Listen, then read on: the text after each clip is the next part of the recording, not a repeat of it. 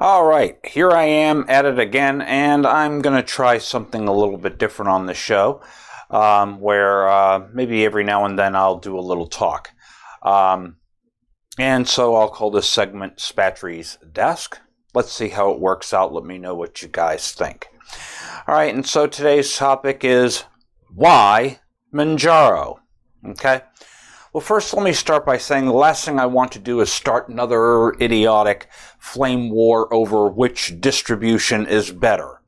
As I've stated before, you will never hear me say, do not use this distro over that distro. I'm a firm believer that you should use whichever software that works for you. And if I did not truthfully hold that belief, then I would not have my sister project, distrohunt.org, in operation.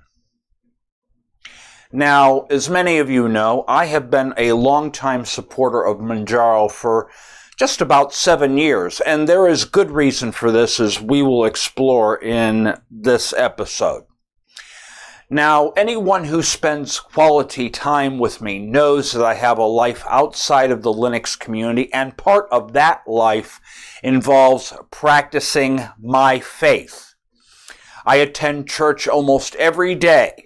That's right, I can't think of a better way to start my day than to have Jesus in the Eucharist. And nothing any of you guys can say can really top that. But we're not here to really talk about that so much, is that friends who attend church services with me know that I share my computer skills in many different aspects, from helping fellow parishioners with their computer problems, education, and maintenance. When someone approaches me and asks what can be done about their aging machines where they cannot even afford to go out and purchase a new computer, I suggest they consider using Linux. And to that end, I share Manjaro. And as many of you know, I have an elderly parent who has limited PC skills, who absolutely loves it.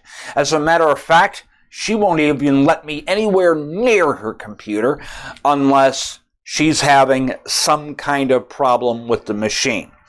And of course, there are members of my church who are enjoying Manjaro as well, thanks to my pointing them in that direction.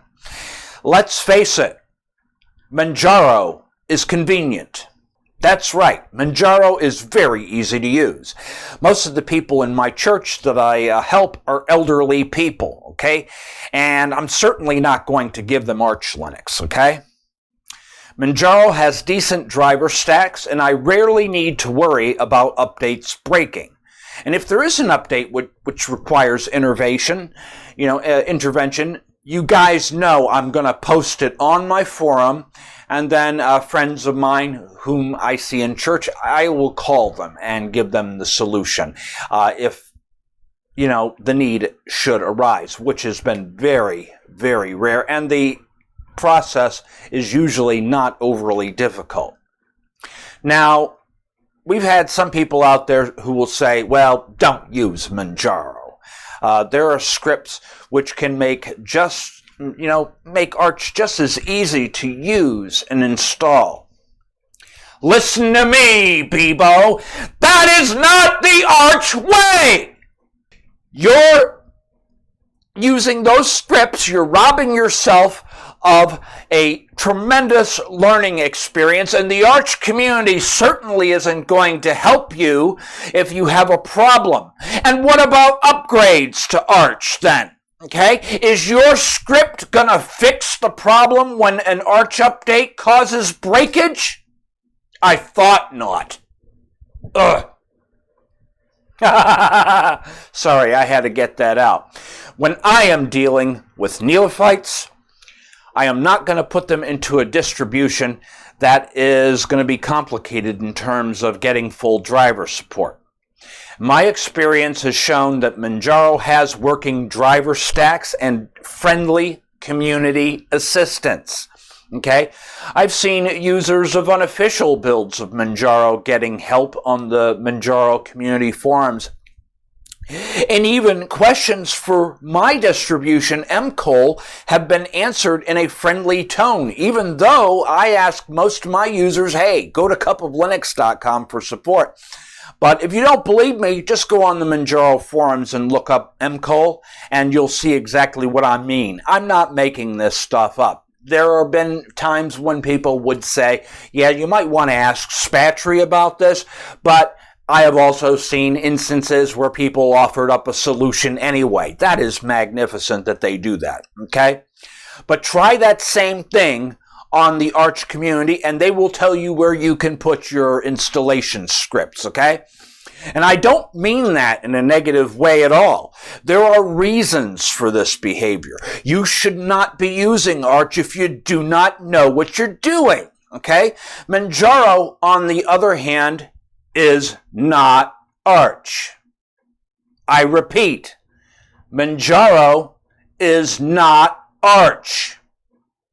It is separately developed, continually evolving, and has several benefits which make it unique. Among them are great longevity. All of the computers in this household and in my friends' circles have been running Manjaro for years without any problems. I can't say the same thing for Windows, okay? It is beginner friendly. Now, in the beginning, when Manjaro first came out, it wasn't so beginner friendly, but they developed tools to make it beginner friendly. And if you go on the Manjaro wiki, they clearly state their distribution is beginner friendly. It is because it has hardware detection built in. Arch-based systems don't, okay? Well, maybe there are new distributions coming out that are starting to add that functionality, but for the most part, they don't have that, okay? You also have the Manjaro Settings Manager, which makes it very easy for end users to manage their languages, user accounts, hardware preferences, and many more options just in that utility alone, okay? All right, and then, of course, you get software from Manjaro's own repositories, many packages which are not even available in mainstream Arch.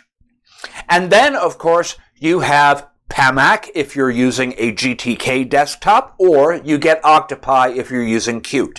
And that is their GUI Package Manager, which also has Arch user repository support. So there's no adding PPAs to your computer. If you need a specific piece of software, you can look it up using the graphical user interface. It will download the sources and compile it for you on the fly. It is not perfect, admittedly, but at least it's a step in the right direction, and they certainly are making great strides to improve this software. And I mean, I've witnessed this in all the time that I have been using Manjaro. So this is amazing stuff. It really is.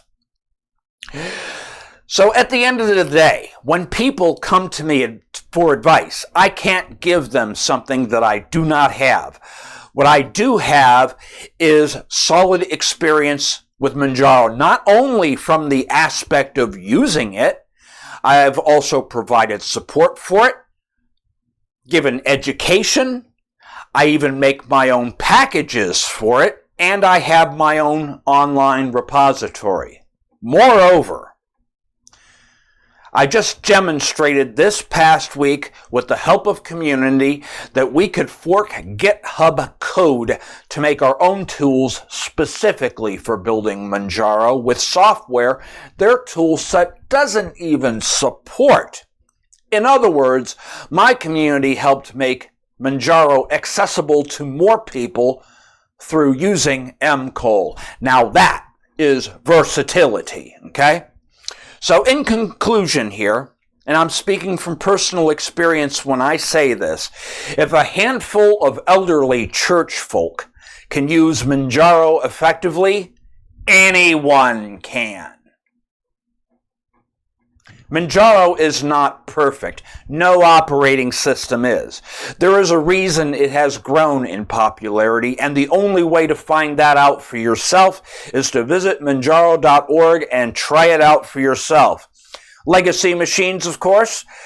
You can visit cupoflinux.com and get my spin mCOLe, and that will boot on those machines that will not boot Manjaro's new bootloader system. Well, that's all I have on today's topic. What do you think of the Spatry's desk idea? If you have suggestions, be sure to visit me at cupoflinux.com and put your ideas in the suggestion box. We may explore more episodes like this in the future. Thank you, all of you, for watching. May God bless you all. Peace out.